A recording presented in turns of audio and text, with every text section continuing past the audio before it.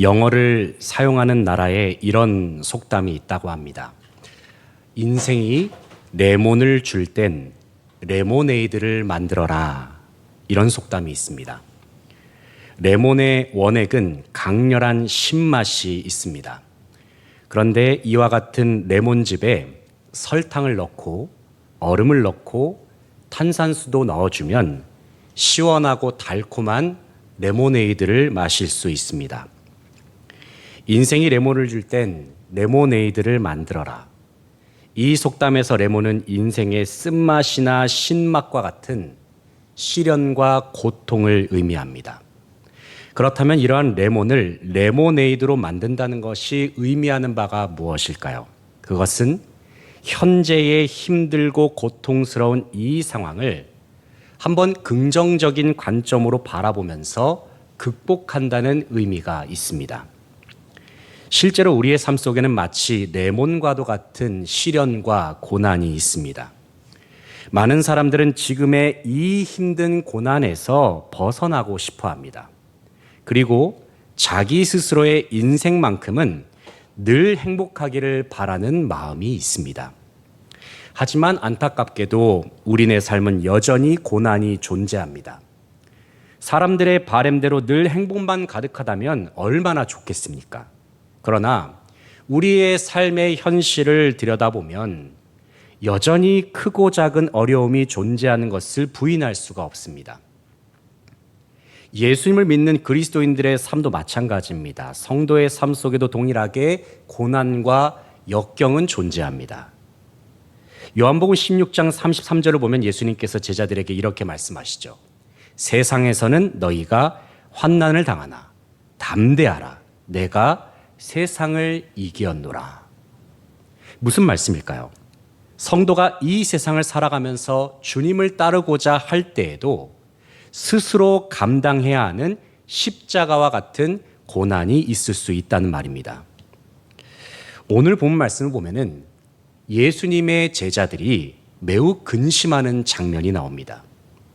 그들이 근심했던 이유가 무엇이냐면 그들에게 예상치 못한 어려움이 찾아왔기 때문입니다. 그 어려움이 무엇인지는 요한복음 16장 1절부터 4절까지의 말씀에 설명이 되고 있습니다. 그 내용을 정리해드리면 이렇습니다. 어느 날 예수님께서는 제자들이 장차 극심한 핍박을 당하게 될 것을 말씀하십니다. 그런데 이어지는 5절, 6절 말씀을 보시면 주님께서는 제자들의 마음을 더욱 힘들게 하는 말씀을 하십니다. 그것은 제자들의 든든한 버팀목과도 같았던 예수 그리스도께서 갑자기 그들을 떠나셔서 아버지께로 가신다는 말씀이었습니다. 제자들 입장에서는 정말 청천벽력과도 같은 소리였습니다. 왜냐하면 그들은 그동안 모든 것을 다 버리면서 주님을 따랐었기 때문입니다. 오직 예수님만 바라보면서 제자의 길을 걸어갔기 때문입니다. 그런데 이것이 다가 아닙니다. 예수님이 제자들을 떠나 아버지께로 간다는 말씀은 매우 중대한 의미를 내포합니다. 왜냐하면 이 말씀은 장차 예수 그리스도께서 십자가에 못 박혀 돌아가시는 사건을 암시하기 때문입니다. 당시 제자들은 예수님의 말씀을 통해서 주님이 곧 세상을 떠나신다는 사실을 직감했습니다. 이 말씀을 들은 제자들은 그 마음에 더 큰 근심과 걱정이 더해졌습니다. 그때 그들은 아마도 이런 생각을 했을지도 모릅니다. 주님이 떠나가시면 우리는 어떡하지? 주님이 안 계시면 앞으로 우리는 뭘 하면서 살아야 할까? 모든 것 다 버리고 주님만 따랐는데 이제 다 끝나버렸구나. 아마도 그들은 이와 같은 걱정과 회의감에 빠진 채로 심히 고통스러워했을지도 모릅니다. 그런데 주님께서는 이처럼 낙심하고 있는 제자들을 향하여서 이렇게 말씀하십니다. 본문 7절을 보시면 주님이 이렇게 말씀을 하시거든요. 그러나 내가 너희에게 실상을 말하노니 내가 떠나가는 것이 너희에게 유익이라 말씀합니다. 너희에게 유익이라. 여기서 예수 그리스도께서는 주님 스스로가 제자들을 떠나가는 것이 유익이다 말씀하십니다. 그런데 우리는 이 말씀이 단순히 제자들을 형식적으로 위로하신 것이 아님을 알아야 합니다. 그렇다면 예수님께서 제자들을 떠나신 것이 왜 그들에게 유익이 될까요? 한번 이 시간 본문 7절 말씀을 같이 한번 읽어보겠습니다. 7절 말씀입니다. 그러나 내가 너희에게 실상을 말하노니 내가 떠나가는 것이 너희에게 유익이라. 내가 떠나가지 아니하면 보혜사가 너희에게로 오시지 아니할 것이요 가면 내가 그를 너희에게로 보내리니. 아멘. 방금 읽은 말씀에서 우리는 제자들에게 주신 말씀의 그 이유가 무엇인지를 우리는 확인할 수가 있죠. 그것은 바로 주님께서 그들을 떠나셔야만이 보혜사 성령님께서 임하실 수가 있기 때문입니다. 다시 말해서 예수님께서 십자가에 죽으시고 부활 승천하시면 약속하신 성령 하나님께서 믿는 자들에게 임하실 수 있다는 사실입니다. 이와 같은 주님의 말씀은 지난 역사 속에서 실제로 이루어졌습니다. 그리고 오늘날 우리들도 마찬가지로 성령의 임재 속에서 살아가고 있죠. 사도행전 2장을 보면 예수님께서 약속하신 성령 하나님께서 오순절날 마가의 다락방에 있는 120명의 제자들에게 임하셨습니다. 성령 하나님께서는 불로 제자들에게 임하셨습니다. 급하고 강한 바람으로 제자들에게 임하셨습니다. 그리고 성령으로 충만했던 제자들은 성령의 말하게 하심을 따라서 방언을 말하기 시작했습니다. 바로 이와 같은 사건을 목도한 베드로는 사도행전 2장 33절에서 성령 하나님께서 임하신 사건을 다음과 같이 해석을 합니다. 베드로가 이렇게 말씀합니다. 하나님이 오른손으로 예수를 높이심에 그가 약속하신 성령을 아버지께 받아서 너희가 보고 듣는 이것을 부어 주셨느니라. 무슨 말씀일까요? 부활 승천하셔서 하나님 보좌 우편에 계신 예수 그리스도께서는 약속하신 대로 제자들에게 성령 하나님을 보내주셨다는 사실입니다. 그러면서 베드로는 사람이 성령 하나님의 임재를 경험할 수 있는 방법을 가리켜서 사도행전 2장 38절에서 이렇게 말씀하십니다. 사도행전 2장 38절을 같이 한번 읽어보겠습니다. 베드로가 이르되 너희가 회개하여 각각 예수 그리스도의 이름으로 세례를 받고 죄 사함을 받으라. 그리하면 성령의 선물을 받으리니. 아멘. 베드로는 말씀합니다. 먼저 사람이 스스로 죄인됨을 인정하면서 죄를 회개하고 세례를 받고 죄 사함 받아 새 사람으로 거듭나면 성령 하나님께서 그 사람의 마음 가운데 찾아오신다 말씀하셨습니다. 쉽게 말하면 예수 그리스도를 영접한 모든 사람들의 마음 속에는 반드시 성령 하나님께서 찾아오신다는 말씀입니다. 사랑하는 성도 여러분, 예수 그리스도를 믿는 저와 여러분의 마음 속에 성령 하나님이 계십니다. 이 사실을 믿으십니까? 정말로 믿으십니까? 그런데 오늘 본문을 읽어보면 성자 하나님이신 예수 그리스도께서는 바로 우리 안에 내주하시는 성령 하나님이 어떤 분이신가를 소개해 주고자 하십니다. 이 시간 주님의 말씀을 통해서 우리의 마음에 계시는 성령 하나님이 누구시고 우리의 삶 속에 어떠한 유익을 주시는가를 말씀을 통해서 함께 생각해 보길 원합니다. 첫째로 성령 하나님은 세상을 책망하십니다. 본문 8절을 같이 한번 읽어보겠습니다. 본문 8절입니다. 그가 와서 죄에 대하여 의에 대하여 심판에 대하여 세상을 책망하시리라. 아멘. 8절에 기록된 책망이란 단어를 주목하시기 바랍니다. 여기서 이 책망이란 단어의 원어적 의미는 죄를 드러내어 정죄한다라는 의미가 있습니다. 그러니까 세상을 책망하신다는 말씀은 곧 세상의 모든 죄악과 불의를 다 드러내신다는 말씀입니다. 그렇다면 성령 하나님께서는 왜 세상의 죄와 불의함을 드러내고자 하실까요? 왜냐하면 세상에 존재하는 모든 죄악과 불의함은 오직 하나님만이 심판하실 수 있고 해결하실 수 있기 때문입니다. 그뿐만 아니라 죄악이 가득한 세상을 구원하는 복음은 오직 예수 그리스도를 통해서만 전파될 수 있기 때문입니다. 하지만 세상 사람들은 착각을 합니다. 남들이 보기에 큰 잘못만 하지 않고 착하게 살기만 하면 얼마든지 죄를 안 짓고도 올바르게 살 수 있다 생각합니다. 그러나 로마서 3장 23절의 말씀처럼 모든 사람들은 근본적으로 죄인입니다. 겉으로는 깨끗하게 보일 수 있어도 보이지 않는 생각과 마음의 영역에서는 자연스럽게 죄를 지으며 사는 것이 인간의 본성입니다. 그렇기 때문에 사람은 자기 스스로의 능력으로는 내 속에 있는 죄악의 뿌리를 제거할 수가 없습니다. 문제는 인간의 마음 속에 있는 죄악의 뿌리는 하나님을 주인으로 모시지 않고 자기 자신이 인생의 주인인 양 그렇게 생각을 하게 된다는 것이죠. 그런데 성경은 바로 이것이 죄라는 사실을 분명히 말씀하고 있습니다. 왜냐하면 성경에서 말하는 죄는 자기 인생에서 하나님과 분리된 채로 살아가는 모든 것을 가리키기 때문입니다. 그래서 성령 하나님은 우리의 시선을 예수 그리스도께로 돌리게 하십니다. 왜냐하면 사람이 예수 그리스도를 마음으로 믿어야만 사람에게 있는 근본적인 죄악의 뿌리까지도 제거될 수 있기 때문입니다. 예수님께서는 우리의 모든 죄악의 뿌리까지 제거하시기 위해서 십자가에 죽으시고 부활하셨습니다. 그렇기 때문에 누구든지 예수 그리스도를 믿기만 하면 주님의 보혈로 모든 죄악의 뿌리를 완전히 제거할 수 있습니다. 왜냐하면 십자가에 죽으시고 부활하신 예수 그리스도께서 죄악의 우두머리인 사탄을 완전히 심판하셨기 때문입니다. 사람을 보며 세상을 보며 살 때에는 여전히 이 세상은 참으로 악해 보입니다.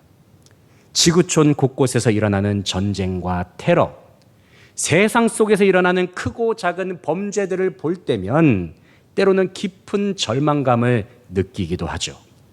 하지만 우리는 지금 이 시점에서 분명히 기억해야 합니다. 그것은 이 땅에 진정한 구원과 평안을 허락하시는 분은 오직 우리 주 예수 그리스도뿐이라는 사실입니다. 특별히 세상을 책망하시는 성령 하나님은 완전한 의로움이 되시는 예수 그리스도께로 우리를 인도하여 주십니다. 이 시간 세상을 책망하신 성령님께서 저와 여러분에게도 임하심으로 우리의 연약함과 어리석음을 깨닫게 되고 굳센 믿음의 자리로 나아가는 저와 여러분 되시기를 소망합니다. 둘째로 성령님은 믿는 자들을 진리로 인도하십니다. 13절 말씀을 같이 한번 읽어보겠습니다. 그러나 진리의 성령이 오시면 그가 너희를 모든 진리 가운데로 인도하시리니 그가 스스로 말하지 않고 오직 들은 것을 말하며 장래일을 너희에게 알리시리라. 아멘. 방금 읽은 말씀에서 우리는 진리의 성령님께서 하시는 역할 두 가지를 확인할 수가 있습니다. 먼저 첫 번째 역할은 믿는 자들을 진리 가운데로 인도하시는 일입니다. 그리고 또 하나의 역할이 무엇이냐면 예수 그리스도께서 말씀하신 것, 예수 그리스도로부터 들은 말씀을 우리에게 알려주시는 일입니다. 먼저 믿는 자들을 진리로 인도하시는 성령 하나님을 생각해 보길 원합니다. 성령 하나님께서는 모든 믿는 자들의 삶을 바른 길로 인도하시는 가이드이자 안내자가 되십니다. 이 말씀은 사람이 성령 하나님의 인도하심이 없이는 결단코 진리에 이르지 못한다는 사실을 의미합니다. 그렇다면 무엇이 진리일까요? 진리는 성부, 성자, 성령 하나님, 성삼위일체 하나님께서 바로 진리 그 자체가 되십니다. 시편 31편 5절을 보면 성부 하나님이 진리이심을 이렇게 증언합니다. 내가 나의 영을 주의 손에 부탁하나이다. 진리의 하나님 여호와여 나를 속량하셨나이다. 요한복음 14장 6절을 보면 성자 하나님 예수 그리스도께서 진리이심을 다음과 같이 증언하고 있습니다. 예수께서 이르시되 내가 곧 길이요 진리요 생명이니 나로 말미암지 않고는 아버지께로 올 자가 없느니라. 또 요한복음 15장 26절 말씀을 보면은 성령 하나님께서 진리이심을 이렇게 증언합니다. 내가 아버지께로부터 너희에게 보내실 보혜사 곧 아버지께로부터 나오시는 진리의 성령님이 오실 때에 그가 나를 증언하실 것이요 말씀합니다. 방금 읽어드린 세 구절의 말씀들은 성부, 성자, 성령, 성부 하나님께서 성삼일체 하나님께서 진리 그 자체가 되심을 우리에게 증언하시는 말씀입니다. 그런데 진리의 성령님께서는 우리로 하여금 성삼위일체 하나님을 믿는 믿음의 자리로 우리를 인도하여 주십니다. 우리가 하나님의 자녀가 되는 일, 성령님께서 인도하실 때에만 가능합니다. 우리가 예배당으로 나와서 하나님을 참되게 예배하는 일도 성령 하나님께서 인도하시지 않으시면 불가능한 일입니다. 그뿐만 아니라 우리로 하여금 예수 그리스도의 복음을 깨닫게 하시는 일도 오직 진리의 성령님께서 인도하실 때에만 가능한 일입니다. 본문 13절의 하반절을 보시게 되면 그가 스스로 말하지 않고 오직 들은 것을 말하며 장래일을 너희에게 알리시리라 말씀합니다. 방금 읽은 말씀에서 진리의 성령님은 예수 그리스도로부터 들으신 말씀을 전해주신다는 사실을 본문이 증언하고 있습니다. 특별히 우리가 믿는 예수 그리스도는 어떤 분이십니까? 우리가 믿는 예수 그리스도는 말씀 그 자체가 되시는 분이십니다. 요한복음 1장 1절 말씀 보시면은 태초에 말씀이 계시니라. 이 말씀이 하나님과 함께 계셨으니 이 말씀은 곧 하나님이시니라 말씀합니다. 또 요한복음 1장 14절을 보시게 되면 말씀이 육신이 되어 우리 가운데 거하심에 우리가 그의 영광을 보니 아버지의 독생자의 영광이요 은혜와 진리가 충만하더라 말씀합니다. 방금 읽어드린 두 구절은 우리 주 예수 그리스도께서 하나님의 말씀 그 자체가 되신다는 사실을 증명합니다. 동시에 예수 그리스도에 관한 계시는 오늘날 구약과 신약의 말씀을 통해서 우리에게 주어졌습니다. 그런데 이와 같은 하나님의 말씀을 알게 하시고 깨닫게 하시는 분이 계십니다. 그분은 다름 아닌 진리의 성령 하나님이십니다. 그러므로 우리가 하나님의 말씀을 읽고 제대로 깨닫기 위해서는 먼저는 성령의 조명하심을 구할 수 있어야 합니다. 여기서 조명하신다는 것은 어두운 곳을 밝히 비춰주신다는 뜻이 있습니다. 특별히 우리가 성경을 읽을 때에는 성령의 조명하심을 간구하면서 읽어야 합니다. 예배 시간에 선포되는 하나님의 말씀, 즉 설교를 들을 때에도 우리는 성령의 조명하심을 구하면서 들어야 합니다.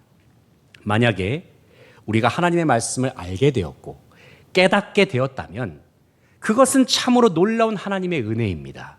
왜냐하면 이 모든 일들은 성령 하나님께서 우리에게 친히 행하시는 일이기 때문입니다.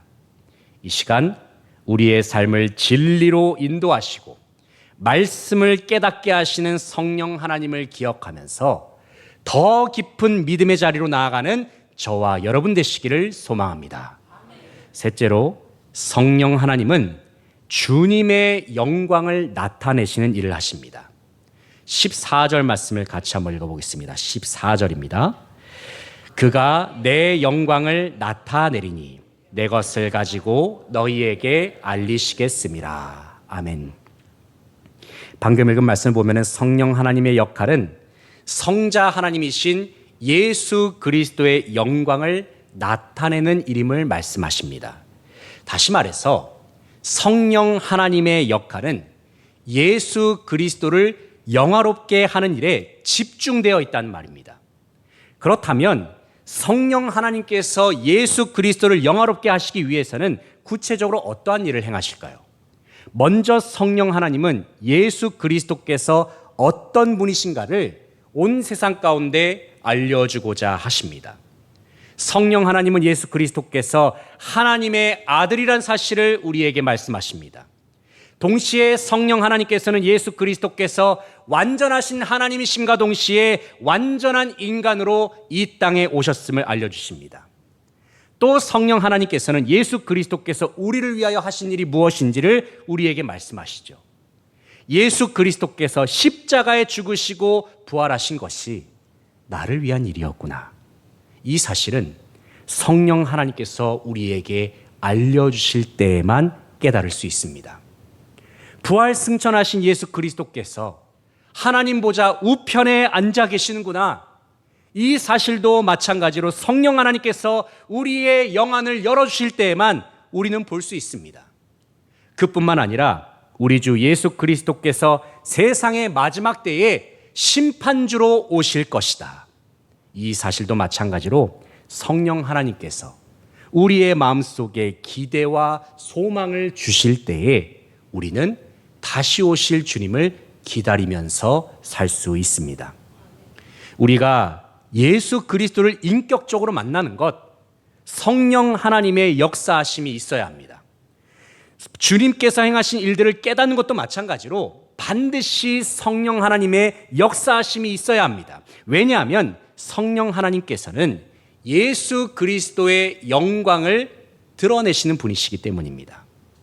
더 나아가서 예수 그리스도의 영광을 나타내시는 성령 하나님은 믿는 자들의 삶도 마찬가지로 주님의 영광을 나타내는 삶을 살도록 인도하여 주십니다. 성령님이 임하시면 그때부터 우리는 예수 그리스도를 믿는 믿음의 사람으로 변화됩니다. 예수 그리스도의 권능으로 살아가는 능력의 사람이 됩니다. 그뿐만 아니라 성령님께서 역사하시면 그때부터 우리는 예수 그리스도를 증거하는 복음의 사람으로 변화됩니다. 무엇보다도 성령님께서 우리 가운데 역사하시면 우리는 이 세상 그 무엇보다도 예수 그리스도를 가장 귀하게 여기면서 가장 사랑하면서 살 수 있습니다. 짐 카비젤이라는 헐리우드 배우가 있습니다. 이분의 이름이 조금 생소할 수 있는데 이분이 패션 오브 크라이스트에서 예수님 역할을 담당했던 사람입니다. 어느 인터뷰에서 그가 이 패션 오브 크라이스트를 촬영하면서 경험했던 일을 이렇게 간증을 했습니다. 영화를 촬영하는 중에 그가 십자가에 매달린 장면을 촬영하고 있었을 때의 일입니다. 그런데 그 순간에 십자가에 매달려 있는 짐 카비젤에게 하나님께서 이렇게 말씀하셨다고 합니다. 사람들은 나를 사랑하지 않는구나. 이 세상에는 여전히 나를 사랑하는 이들이 참으로 적구나. 하나님이 이렇게 말씀하셨다는 것이죠. 그때 그는 십자가 장면을 촬영하는 중에 자신에게 말씀하신 하나님께 이렇게 응답했다고 합니다. 그러면 하나님, 제가 당신을 사랑하겠습니다. 제가 당신을 사랑한다고 이 세상에서 외치겠습니다. 이 세상에서 어떤 핍박을 당해도 나는 상관하지 않겠습니다. 그러면서 인터뷰 중에 짐 카비젤이 이런 말을 덧붙였습니다. 나는 내가 맡은 역할을 통해서 주님을 전하고 싶습니다. 나는 많은 사람들을 주님께로 돌아오게 하고 싶습니다. 심지어 믿지 않는 사람들까지도 나는 주님께로 인도하고 싶습니다. 이렇게 짐 카비젤이 고백했다고 합니다. 짐 카비젤은 자신이 열연한 예수님의 모습을 통해서 세상 속에서 주님의 영광을 나타내면서 살겠다고 그가 사랑하는 하나님 앞에서 진심으로 고백했습니다. 사랑하는 성도 여러분, 하나님께서는 왜 저와 여러분을 하나님의 자녀로 삼아 주셨을까요? 그것은 우리로 하여금 예수 그리스도의 영광을 나타내면서 살라고 우리를 하나님의 자녀로 주님의 백성으로 불러주신 줄로 믿습니다.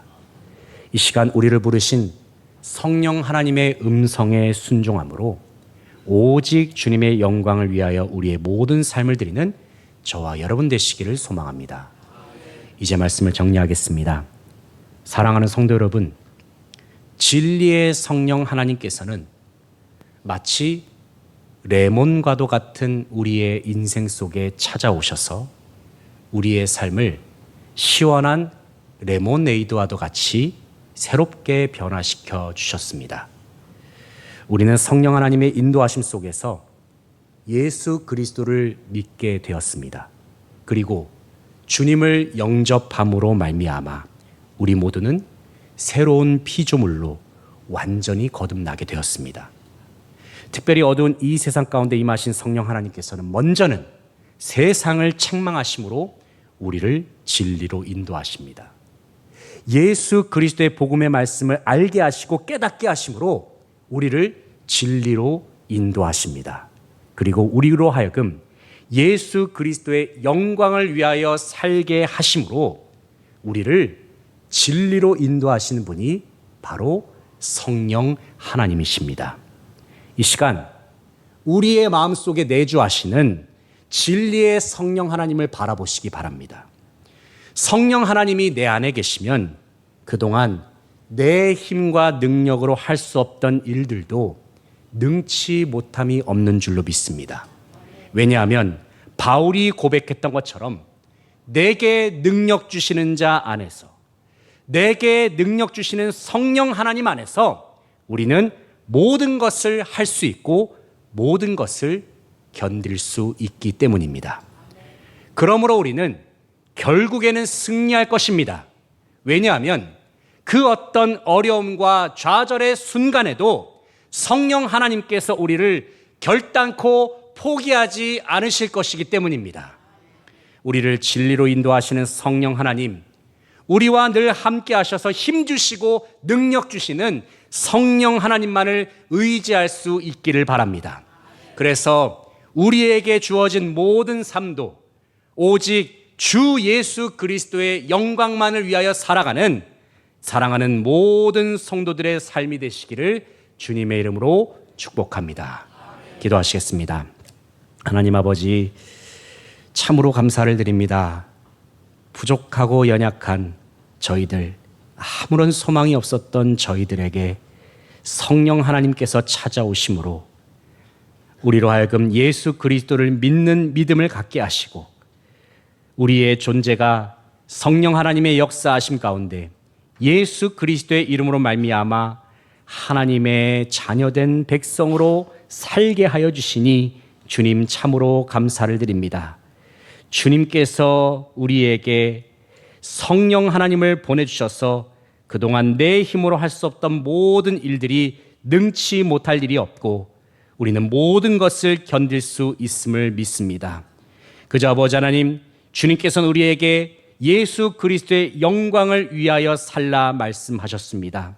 주님, 우리의 삶을 주님을 위해서 드리오니 아버지 하나님, 주님과 함께 동행함으로 하나님의 선하시고 기뻐하시고 온전하신 뜻을 우리의 모든 삶 속에서 이루어내는 저희들의 복된 한 주의 시간이 될 수 있도록 주님께서 역사하시고 함께하여 주시옵소서. 주님께 감사드리며 예수 그리스도의 이름으로 기도하옵나이다. 아멘.